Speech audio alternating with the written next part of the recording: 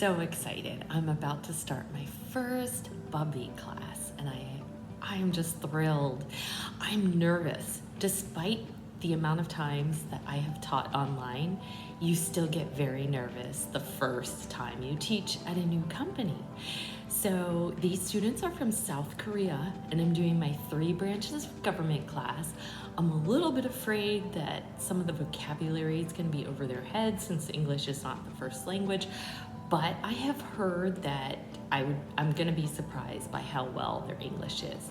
I'm going to have to take out my earpieces because I'm going to need earpieces for my computer, so the sound might be a little hollow.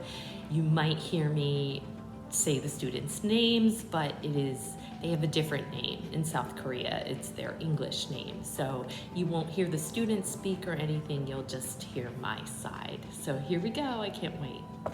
Hello everyone. My name is Teacher Kelly and I am from America in the state of Virginia. Let's all introduce ourselves since we're all new. And if you have your Korean name on your Zoom, change it to your American name or English name, or tell me what it is and I'll change it. Let's start with Jaden. Jaden, tell me a little bit about yourself. Okay, so today we're gonna talk about the 3 branches of American government. Raise your hand and tell me I'd like to find out, what do you already know about the American government?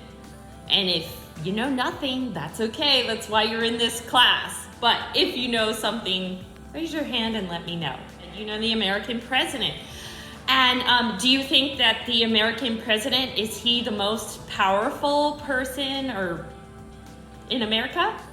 Okay, well, let's get into the lesson because you guys are gonna find out if you're right or not. Let's start with the legislative branch. Now here's how you can remember the legislative branch. Legislative starts with L, and the legislative branch makes the laws. Laws start with L. This is the Capitol building. A lot of people get this mixed up with the White House. So this is not the White House, this is the Capitol. And over here, way in the distance, this is really far away, it's a lot bigger. This is the Washington Monument. And over here, you can only a little bit see it behind the trees. This is where I used to work. And go all the way back around to the Capitol building. So the legislative branch is made up of Congress. There are 2 parts to Congress, the Senate and the House of Representatives. So let's talk about what those are. So let me go over the word representative. So it's, for all of you, I know, so it's representatives.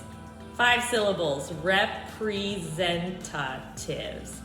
And then I'm also going to talk about the Constitution, 4 syllables, which is basically what the laws of the United States are made of. Okay, we are called the United States because, each state can make their own laws. So we do have laws that the whole country falls by, but each state makes their own laws. So we are called the United States.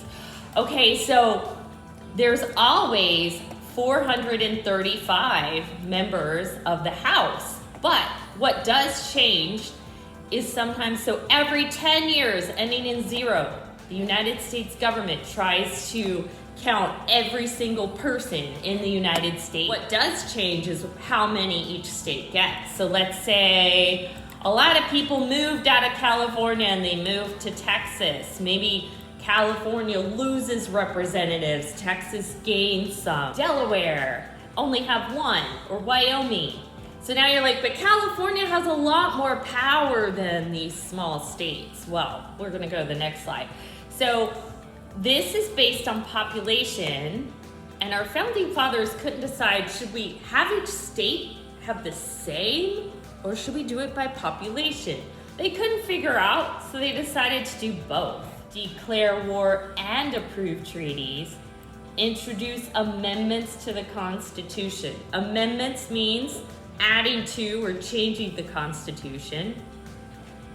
Hold trials for impeached officials and determine guilt or innocence. Impeached means for a president or a judge that you say they're guilty of a crime in the House, and then the Senate can remove them from office. So when the president appoints means he chooses someone. We haven't gotten there yet, but we're gonna get to the Supreme Court. So the president chooses the judges on the Supreme Court, and the Senate has to approve them, say yes or no. The House doesn't do that, so that's something very specific to the Senate. So as you guys learn, there's 50 states, so this is really easy math. Every state has 2, so that's 100 senators. So the big states like California have 2 senators. Small states like Delaware and Rhode Island have 2 senators. Every state has the same.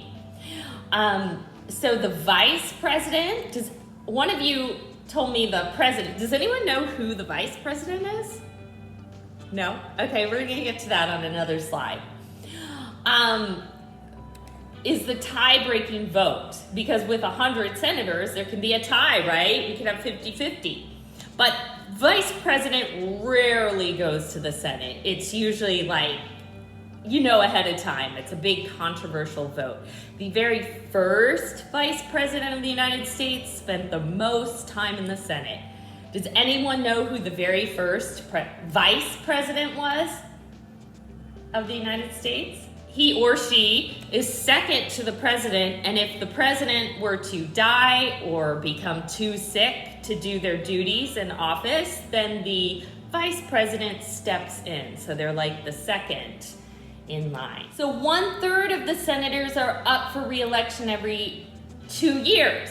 Now you're thinking, but 3 doesn't divide into 100 evenly. There's a remainder of 1. So it's like 33, 33, and 34. And guess what?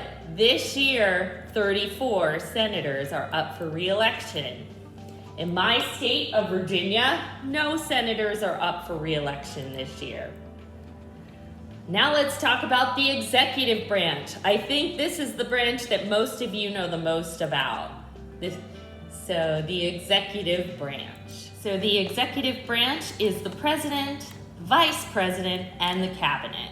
The president and vice president, some of you knew who our president was, but not all of you knew our vice president. Her name's Kamala Harris. Who wants to read this slide? Descent just means her ancestors were from Asia, like you guys are. So yes, and she's the very first woman to be vice president ever. There have been other women who have run, but never made it. Just to practice with all of you, it's judicial. So it's 3 syllables, judicial branch. So, I don't know, have any of you heard of the Supreme Court? So they interpret the laws. So the legislative branch makes the laws, executive branch enforces the laws, judicial branch interprets the laws. So the Supreme Court is the highest court in the land. Once something gets to the Supreme Court, they can't go to any other courts. The word federal just means the government for all of the United States together. That's what federal means. To give you guys some perspective, there's about 7,000 to 8,000 cases that go to the Supreme Court, but they only choose about 100 to 150. So a lot try to get there, but very few actually get to the Supreme Court. So it's got to be something really big. The president nominates. The president says, I want this person on the Supreme Court. But just because the president chooses them doesn't mean they get on the Supreme Court. Then they must be approved by the Senate. So the Senate says yes or no.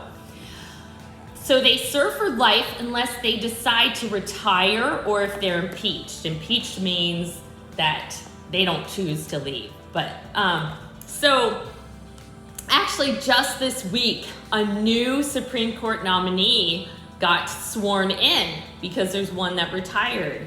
So Judge Brown is her name. I don't know if you guys see news from America sometimes, but just this week. right, so which branch do you think is the most powerful? And if you're not in the Nearpod, you can just raise your hand and tell me which branch you think is the most powerful, or you can type it in the chat.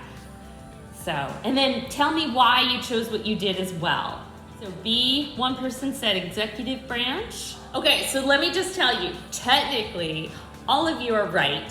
Technically, all three branches are supposed to be equal. As you see, they check each other. Like, the president doesn't have all the power. He can be impeached or removed from office, but even full adults in America argue over who they think is the most powerful. So it's interpretation, it's whatever you think. There's no right or wrong answer, so kind of all of you were right.